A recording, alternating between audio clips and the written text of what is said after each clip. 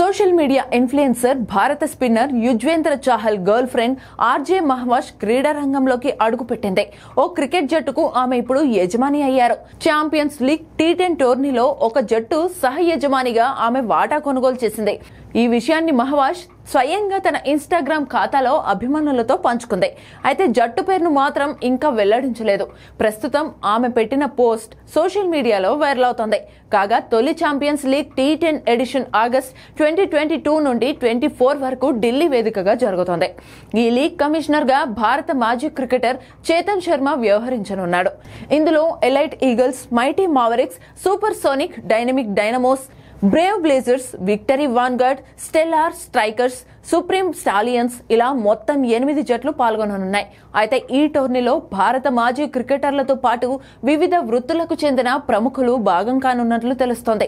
అంతేకాకుండా local young talent కు దిగ్గజ ఆటగాళ్లతో కలిసి ఆడే అవకాశం కల్పించనున్నట్లు సమాచారం.